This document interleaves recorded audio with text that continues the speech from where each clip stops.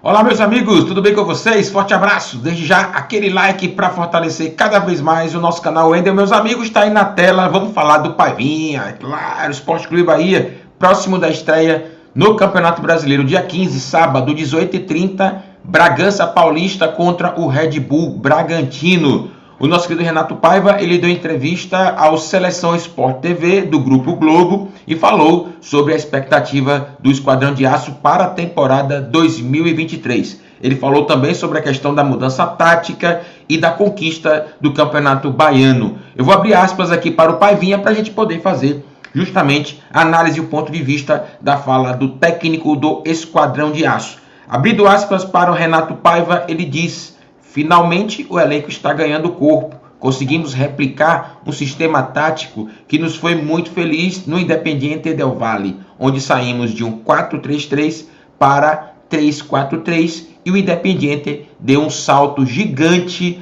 com essa mudança. Meu amigo de fé, meu irmão camarada, detalhe importante para a gente refletir sobre a questão da mudança tática, né? Se fala muito no 3-5-2, o Paiva traz a informação que é um 3-4-3, eu acho que é uma variação. O 3-5-2 ele tem uma variação durante o jogo de fato, e aonde está este 4 que era 5 e esse 3 que era 2 aí no campo de ataque? É na movimentação do Chaves ou na movimentação do Jacaré. Muitas vezes o Paiva pode até falar que é um 3-3-5, se ele liberar o Rezende de volante, por exemplo, fica um 2-4-5, então 2-4-5, então tem muita coisa que um 3-5-2 pode oferecer. Mobilidade, é por isso que o Bahia vem buscando a própria fala do Cadu Santoro e do Paiva, de jogadores polivalentes, que no jogo eles podem mudar de função. Mudando de função, muitas vezes a equipe pode mudar de esquema tático, sem problema nenhum. O problema é se o Bahia tem jogadores que não sabem fazer funções dentro do campo. Então, por isso que o Tassiano, por exemplo, é um jogador interessante. O Ademir, que foi contratado, é um jogador interessante. Ele joga na ponta direita, quebra por dentro, pode fazer o meio de campo também. Muitas vezes aparece como centroavante, confundindo a marcação. O Tassiano nós já conhecemos, pode jogar um pouquinho na cabeça de área, avançar um pouco mais, jogar próximo do Cauli. Até do lado direito ali ele pode trabalhar, fechando espaço para o Jacaré subir. Então, tem muita situação que esses dois jogadores oferecem. Fora o nosso querido Cauli Oliveira, que se movimenta demais, o Biel, que está jogando muito por dentro. A gente viu o Biel do Grêmio, por exemplo, jogando aberto, né, pelos flancos.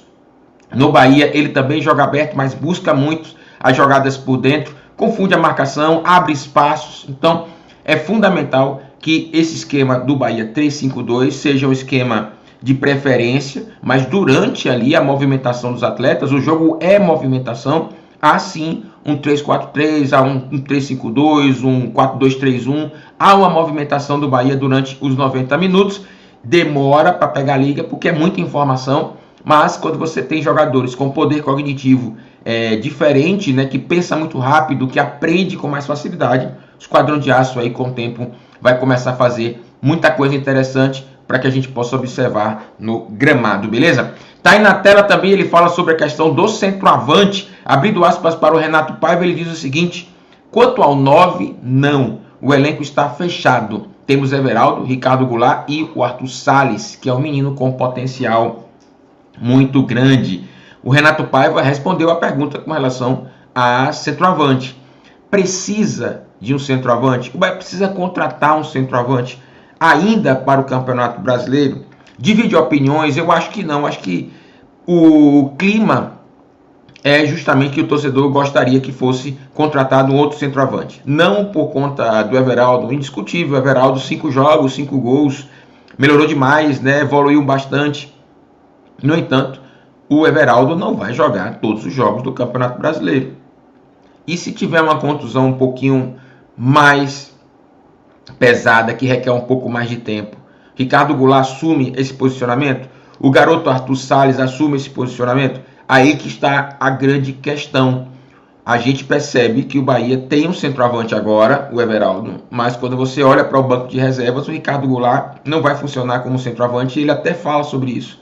Acredito que ele, numa marcação de um time de Série A bem arrumado, vai encontrar muita dificuldade, porque ele não tem tanta velocidade assim mais, né? Não tem aquele poder de trombar com um zagueiro, né, centroavante por ali, cabeça de área também marcando, vai trombar demais, não sei se é o perfil dele. O Arthur Salles, nós vimos 2 jogos do Arthur Salles, eu acho que eu não teria condições de avaliar se o Arthur Salles de fato é um jogador promissor ainda. Eu gostei do estilo do gol dele, né, ajeitou o corpo, bateu bem, mas ainda é muito pouco 2 jogos para analisar o Arthur Salles. Então, meus amigos, na minha opinião, o Bahia precisa sim de um centroavante para fazer sombra ao Everaldo. Eu me recordo que o Bahia trouxe o Rodallega para fazer sombra ao Gilberto e funcionou bastante, pelo menos na primeira temporada. Na segunda, o Rodallega já tem uma queda técnica, né? E física também. Mas funcionou quando o Bahia precisava de um centroavante para ser sombra do Gilberto. Nós precisamos de um centroavante para ser a sombra do Everaldo. Acho que o Ricardo Goulart não é essa função. O Arthur Salles é um garoto novo ainda, que jogou muito pouco, então vamos observar. O Grupo City sabe do que precisa, fez a correção necessária, né? A gente não pode deixar de dizer isso, né? No momento de muita pressão, o Grupo City foi ao mercado, qualificou o elenco do Bahia. Agora é acontecer a competição para o Bahia tentar observar se há necessidade, vamos supor, de um lateral direito, né? Um centroavante, que eu acho que precisa de um centroavante. A posição que o Bahia mais precisa hoje, para mim, é um centroavante, beleza? Mas vamos acompanhar os fatos. Meus amigos, gostaram do conteúdo? Que beleza! Muito obrigado pela audiência de todos vocês. Quarta-feira de mais conteúdos, viu? Esse é o primeiro, mas vamos ter mais conteúdo aí pra gente bater papo com vocês, tá bom? Forte abraço a todos, muito obrigado. Valeu!